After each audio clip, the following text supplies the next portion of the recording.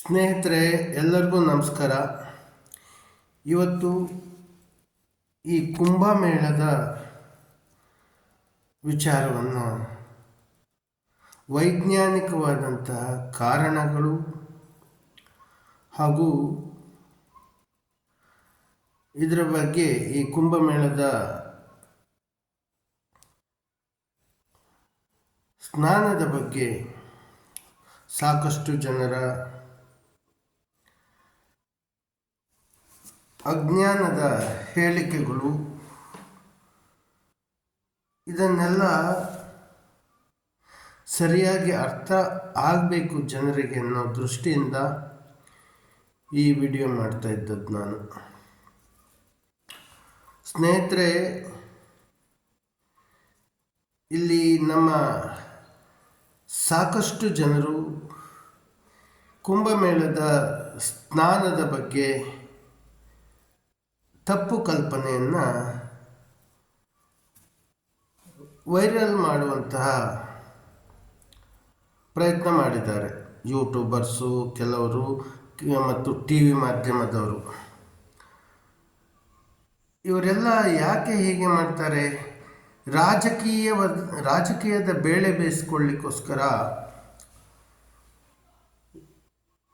ತಪ್ಪು ಮಾಹಿತಿಯನ್ನು ಕೊಡ್ತಾ ಇದ್ದಾರೆ, ಹೇಳಿಕೆಯನ್ನು ಕೊಡ್ತಾ ಇದ್ದಾರೆ.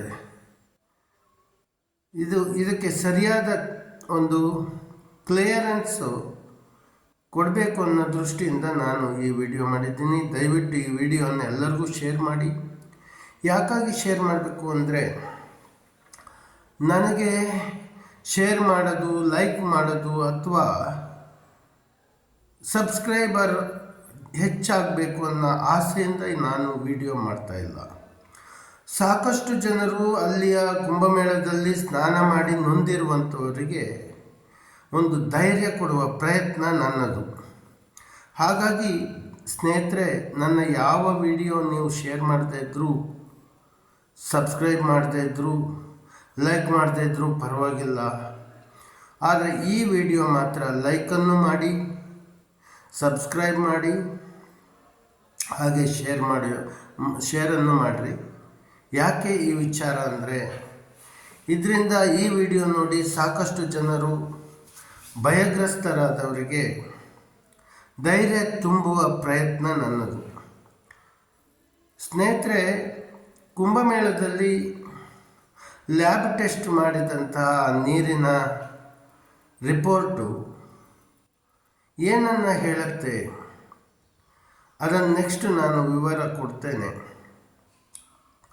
ಅಲ್ಲಿ ಮಾನವನ ಮಲಗಳು ಹಾಗೂ ಇನ್ನಿತರೆ ಕ್ರಿಮಿಗಳು ಎಲ್ಲ ಇದೆ ಅನ್ನುವಂಥ ಲ್ಯಾಬ್ ರಿಪೋರ್ಟನ್ನು ಬಂದಿದೆ ಅಂತ ವಿಡಿಯೋಗಳನ್ನು ಮಾಡಿದ್ದಾರೆ.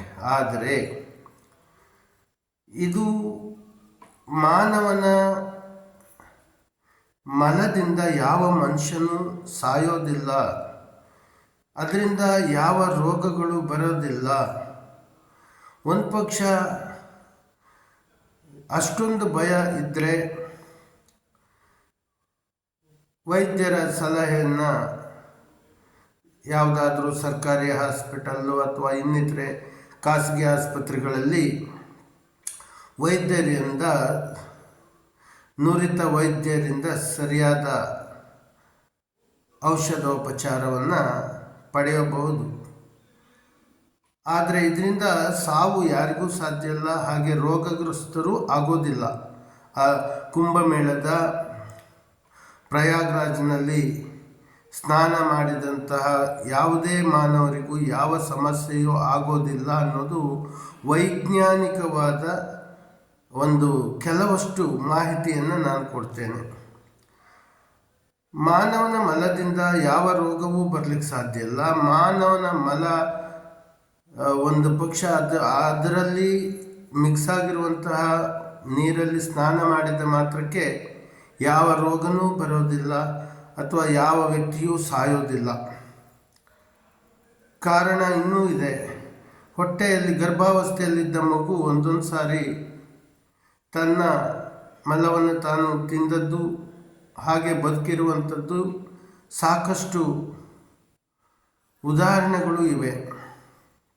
ಅಷ್ಟೇ ಅಲ್ಲದೆ ಇತ್ತೀಚೆಗಿನ 1800ನೇ ಇಸ್ವಿಯ ನಂತರದಲ್ಲಿ ಜರ್ಮನಿಯ ಒಬ್ಬ ವಿಜ್ಞಾನಿ, ಅವನ ಹೆಸರನ್ನು ಸಹ ನಾನು ನಂತರ ಆ ಒಂದು ಡಿಸ್ಪ್ಲೇಲಿ ಹಾಕುವ ಪ್ರಯತ್ನ ಮಾಡ್ತೇನೆ. ಒಬ್ಬ ವಿಜ್ಞಾನಿ ಈ ಭಾರತ ದೇಶದಲ್ಲಿ ಯಾಕಾಗಿ ಭಸ್ಮವನ್ನು ಧಾರಣೆ ಮಾಡ್ತಾರೆ, ಹೆಣದ ಭಸ್ಮವನ್ನು ಧಾರಣೆ ಮಾಡುವಂತಹ ಅಘೋರಿಗಳು ಯಾಕೆ ಮಾಡ್ತಾರೆ ಅನ್ನೋದನ್ನು, ಆ ಭಸ್ಮವನ್ನು ತಗೊಂಡೋಗಿ ಪರೀಕ್ಷೆ ಮಾಡಿದಾಗ 12 ವಿಧದ ಲವಣಗಳನ್ನು ಕಂಡುಹಿಡಿದ್ರು. ಅದನ್ನು ಬಯೋಕೆಮಿಕ್ ಅನ್ನುವ ಒಂದು ಟ್ರೀಟ್ಮೆಂಟನ್ನು, ಔಷಧವನ್ನು ಕಂಡುಹಿಡಿದ್ರು. ಬಯೋಕೆಮಿಕ್ ಅನ್ನೋದನ್ನು ಇವತ್ತಿನ ದಿನ ಭಾರತದಲ್ಲಿ ಎಲ್ಲರಿಗೂ ಗೊತ್ತಿರುವ ಸಾಧ್ಯತೆ ಇದೆ ಅಂದ್ಕೊಂಡಿದ್ದೇನೆ. ಮಾನವನ ಶರೀರದಲ್ಲಿ ಇರುವಂತಹ 12 ವಿಧದ ಲವಣಗಳು ಈ ದಿನ ದೊಡ್ಡ ಒಂದು ವೈಜ್ಞಾನಿಕವಾಗಿ ಮಾನವನ ಶರೀರದಲ್ಲಿರುವಂತಹ 12 ವಿಧದ ಲವಣಗಳಿಂದಲೇ ಸಾಕಷ್ಟು ರೋಗಗಳನ್ನು ಗುಣಪಡಿಸುವಂಥ ಪ್ರಯತ್ನ ಜರ್ಮನಿ ವಿಜ್ಞಾನಿ ಕಂಡುಹಿಡಿದ್ರು. ಹಾಗೆಯೇ ವಿಲಿಯಂ, ಅವರ ಹೆಸರು ವಿಲಿಯಂ ಅನ್ನುವ ಒಬ್ಬ ವಿಜ್ಞಾನಿ ಕಂಡುಹಿಡಿದ್ರು. ಹಾಗಾಗಿ ಅಷ್ಟೇ ಅಲ್ಲದೆ ಅಮೇರಿಕದಂತಹ ಬುದ್ಧಿವಂತ ಹಾಗೂ ಶ್ರೀಮಂತ ದೇಶದಲ್ಲಿ ಇವತ್ತಿನ ದಿನದಲ್ಲಿ ಮಾನವನ ಮಲದಿಂದಲೇ ತಯಾರಿಸುವಂತಹ ಸಾಕಷ್ಟು ಔಷಧಗಳು ಬಂದಿವೆ, ಟ್ಯಾಬ್ಲೆಟ್ಗಳು ಬಂದಿದೆ. ಇದು ಸತ್ಯ. ಅಷ್ಟೇ ಅಲ್ಲದೆ ಈ ಒಂದು ತ್ರಿವೇಣಿ ಸಂಗಮ ಗಂಗಾ ನದಿಯ ನೀರನ್ನು ಲ್ಯಾಬಲ್ಲಿ ಹೋಗಿ ಟೆಸ್ಟ್ ಮಾಡಿದಾಗ ಮಾನವನ ಮಲದ ಮಿಶ್ರಿತ ಅನ್ನೋದ್ರ ಬಗ್ಗೆ ಸಾಕಷ್ಟು ಜನರಿಗೆ ಭಯ ಹುಟ್ಟಿಸ್ತಾ ಇರುವಂತಹ ಈ ಸಾಕಷ್ಟು ವಿಡಿಯೋಗಳನ್ನು ನೋಡಿ ಯಾರೂ ಭಯಪಡಬೇಕಾಗಿಲ್ಲ. ಇದನ್ನು ಡೌಟ್ ಕ್ಲಿಯರ್ ಮಾಡ್ತಾ ಇದ್ದೀನಿ ನಾನು. ಇನ್ನೂ ಒಂದು ಉದಾಹರಣೆ ಕೊಡಬೇಕು ಅಂದರೆ, ಪ್ರತಿನಿತ್ಯವೂ ಮನುಷ್ಯ ತಿನ್ನುವ ಆಹಾರದಲ್ಲಿ ಮಾನವನ ಮಲ ಮಿಶ್ರಿತವಾದ ಆಹಾರ ಇದೆ ಅನ್ನೋದನ್ನು ಯಾರೂ ಮರಿಬಾರ್ದು. ಯಾಕೆಂದರೆ ಸಮುದ್ರದ ನೀರನ್ನು ಯಾಕೆ ಇವರು ಟೆಸ್ಟ್ ಮಾಡಲಿಲ್ಲ? ಸಮುದ್ರದ ನೀರನ್ನು ಲ್ಯಾಬಲ್ಲಿ ಟೆಸ್ಟ್ ಮಾಡಿದಾಗ ಅಲ್ಲಿಯೂ ಮಲ ಮಿಶ್ರಿತವಾದಂತಹ ನೀರಿರುತ್ತೆ. ಸಮುದ್ರ ಸ್ನಾನವನ್ನು ಎಷ್ಟೋ ಜನರು ಮಾಡಿ ಬದುಕಿಲ್ವಾ? ಯಾರಾದರೂ ಸತ್ತಿದಾರ? ಪ್ರತಿದಿನವೂ ಸಹ ಸಮುದ್ರದಲ್ಲಿಯೇ ಇರುವಂತಹ ಮೀನು ಹಿಡಿಯುವಂತಹ ಜನರು ಪ್ರತಿದಿನವೂ ಸಮುದ್ರ ಸ್ನಾನ ಮಾಡ್ತಾರೆ. ಹಾಗೆ ಎಷ್ಟೋ ಜನರು ಸಮುದ್ರದ ಸ್ನಾನ ಮಾಡ್ತಾರೆ. ಹಾಗಾದರೆ ಎಲ್ಲರೂ ಸತ್ತು ಹೋದ್ರಾ ಅಥವಾ ಎಲ್ಲರಿಗೂ ರೋಗಗಳು ಬಂದ್ಬಿಟ್ಟಿದೆಯಾ? ಇಲ್ಲ ಅಲ್ವಾ? ಹಾಗಾಗಿ ತ್ರಿವೇಣಿ ಸಂಗಮದ ಪ್ರಯಾಗರಾಜದ ನದಿಯ ನೀರಿಗೂ ಸಮುದ್ರದ ನೀರಿಗೂ ಸಾಕಷ್ಟು ವ್ಯತ್ಯಾಸ ಇದೆ. ಈ ತ್ರಿವೇಣಿ ಸಂಗಮ ಪ್ರಯಾಗರಾಜು ಅಲ್ಲಿಯ ನದಿಯ ನೀರು ಮಲಮಿಶ್ರಿತವಾಗಿದ್ದರೆ ಅದಕ್ಕಿಂತ ಹೆಚ್ಚಿನ ಪ್ರಮಾಣದ ನೀರು ಸಮುದ್ರದಲ್ಲಿ ಮಲಮಿಶ್ರಿತವಾಗಿರುತ್ತೆ ಅನ್ನೋದನ್ನು ಯಾರೂ ಅದನ್ನು ಗಳೆಯುವಂತಿಲ್ಲ. ಸಮುದ್ರದ ನೀರು ಮಾನವನ ಮಲಮಿಶ್ರಿತವಾಗಿರುತ್ತೆ. ಸಮುದ್ರದಲ್ಲಿರುವ ಉಪ್ಪು, ಇವತ್ತಿನ ದಿನ ನಾವು ತಿಂತಾ ಇರುವಂತಹ ಉಪ್ಪಿದೆಲ್ಲ ಅದು ಮಾನವ ಮಲಮಿಶ್ರಿತವಾಗಿಯೇ ಇರುತ್ತೆ. ಇವತ್ತಿನ ದಿನ ಉಪ್ಪಿಲ್ಲದೆ ಇರುವಂತಹ ಯಾವ ಮನೆಯಲ್ಲೂ ಉಪ್ಪಿಲ್ಲದೆ ಅಡುಗೆ ಮಾಡೋದಿಲ್ಲ. ಇನ್ನೂ ಡೌಟ್ ಕ್ಲಿಯರ್ ಮಾಡಿಕೊಳ್ಳಿ ಎಲ್ಲರೂ ಸ್ನೇಹಿತರೆ. ಮಾನವ ಮಲಮಿಶ್ರಿತವಾದಂಥದ್ದೇ ಇವತ್ತಿನ ದಿನ ತಿಂತಾ ಇದ್ದೇವೆ ನಾವೆಲ್ಲರೂ. ಅದು ಮಾನವ ಮಲಮಿಶ್ರಿತವಾದಂಥದ್ದೇ ಉಪ್ಪುಗಳನ್ನು ನಾವು ಇವತ್ತಿನ ದಿನ ತಿಂತಾ ಇದ್ದೇವೆ.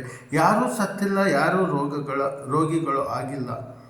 ಹಾಗಾಗಿ ಉಪ್ಪು ಹೇಗೆ ಮಾನವ ಮಲಮಿಶ್ರಿತ ಆಗಿರುತ್ತೋ ಹಾಗೆಯೇ ಬಯೋಕೆಮಿಕ್ ಮೆಡಿಸಿನ್ ಸಹ ಮಾನವನ ದೇಹದ ಒಂದು 12 ವಿಧದ ಲವಣಗಳಿಂದಲೇ ಮಾಡಿರುವಂತಹ ಟ್ಯಾಬ್ಲೆಟ್ಗಳು ಬಯೋಕೆಮಿಕ್ ಮೆಡಿಸಿನ್ಸು. ಅದು ಜರ್ಮನಿ ವಿಜ್ಞಾನಿ ವಿಲಿಯಮ್ಸ್ ಅವರು ಕಂಡುಹಿಡ್ಕೊಂಡಂತಹ ಔಷಧದ ಅಂದರೆ ಅದೊಂದು ಥೆರಪಿ ಆಗಿದೆ. ಅಷ್ಟಕ್ಕೂ ಅಮೇರಿಕಾದಂತಹ ಬುದ್ಧಿವಂತ ರಾಷ್ಟ್ರಗಳಲ್ಲಿ ಮಾನವನ ಮಲದಿಂದಲೇ ಮೆಡಿಸಿನನ್ನು ತಯಾರು ಮಾಡ್ತಾ ಇದ್ದಾರೆ. ಇದೆಲ್ಲ ಕಾರಣಗಳನ್ನು ನಾನು ಇವತ್ತಿನ ದಿನ ಕೊಟ್ಟಿದ್ದೀನಿ. ದಯವಿಟ್ಟು ಯಾರೂ ಭಯಪಡುವ ಅಗತ್ಯ ಇಲ್ಲ. ಇದು ರಾಜಕೀಯವಾಗಿ ಬೇಳೆ ಬೇಯಿಸಿಕೊಳ್ಳುವಂಥ ಪ್ರಯತ್ನದಿಂದ ಈ ಮೋದಿ ಬಗ್ಗೆ ಮತ್ತು ನಮ್ಮ ಯೋಗಿ ಬಗ್ಗೆ ಸಾಕಷ್ಟು ಜನರು ತಪ್ಪು ತಿಳುವಳಿಕೆಯನ್ನು ಜನರಲ್ಲಿ ಹುಟ್ಟಿಸ್ತಾ ಇದ್ದಾರೆ. ದಯವಿಟ್ಟು ಇದ್ರ ಬಗ್ಗೆ ಯಾರೂ ಚಿಂತಿಸಬೇಕಾಗಿಲ್ಲ. ಈ ವಿಡಿಯೋವನ್ನು ದಯವಿಟ್ಟು ಎಲ್ಲರಿಗೂ ಶೇರ್ ಮಾಡಿ, ಲೈಕ್ ಮಾಡಿ, ಸಬ್ಸ್ಕ್ರೈಬ್ ಮಾಡಿಕೊಳ್ಳಿ. ಇಷ್ಟು ವೈಜ್ಞಾನಿಕವಾದಂತಹ ಕಾರಣಗಳನ್ನು ನಾನು ಕೊಟ್ಟಿದ್ದೀನಿ. ನನ್ನಲ್ಲಿ ನಾನು ಹೇಳಿರುವಂತಹ ಈ ಕೆಲವಷ್ಟು ಉದಾಹರಣೆಗಳು ತಪ್ಪಿದ್ದಲ್ಲಿ ನೀವೇ ಇದನ್ನು ರಿಸರ್ಚ್ ಮಾಡ್ಬೋದು. ನಾನೇನು ಈಗ ಸರ್ಚ್ ಮಾಡಿದ್ನೋ ಅದನ್ನು ರಿಸರ್ಚ್ ಮಾಡ್ಬೋದು. ಹಾಗಾಗಿ ಎಲ್ಲರಲ್ಲಿ ನಾನು ಕೇಳ್ತಾ ಇರೋದು ಒಂದೇ ಒಂದು ವಿಚಾರ ಏನಂದರೆ, ದಯವಿಟ್ಟು ನನ್ನ ಈ ವಿಡಿಯೋನ ಎಲ್ಲರಿಗೂ ಶೇರ್ ಮಾಡಿ. ಭಯದಲ್ಲಿರುವಂತಹ ಎಲ್ಲರಿಗೂ ಧೈರ್ಯ ತುಂಬುವ ಪ್ರಯತ್ನ ಈ ವಿಡಿಯೋದಲ್ಲಿದೆ. ಹರಿ ಓಂ ನಮಸ್ಕಾರಂ. ಅಹಿಂಸಾ ಪರಮೋ ಧರ್ಮ, ವಿಶ್ವ ಜೀವ ಸಂಕುಲ ಧರ್ಮ, ವೃಕ್ಷೋ ರಕ್ಷತಿ ರಕ್ಷಿತಃ. ಸ್ನೇಹಿತರೆ, ಮರ ಗಿಡಗಳನ್ನು ಬೆಳೆಸುವ ಪ್ರಯತ್ನ ಮಾಡಿ. ಯಾವುದೇ ಮರಗಳನ್ನು ಕಡಿಯದಂತೆ ರಕ್ಷಣೆ ಮಾಡಿ. ಯಾವ ಜೀವಿಗಳನ್ನು ಹಿಂಸಿಸಬಾರ್ದು. ಕೋಳಿ ಕುರಿಯಿಂದ ಹಿಡಿದು ಪ್ರತಿಯೊಂದು ಪ್ರಾಣಿಯ ಕಣ್ಣೀರು ಇವತ್ತಿನ ದಿವಸ ಮಾನವನ ಆಹಾರ ಆಗಿದೆ.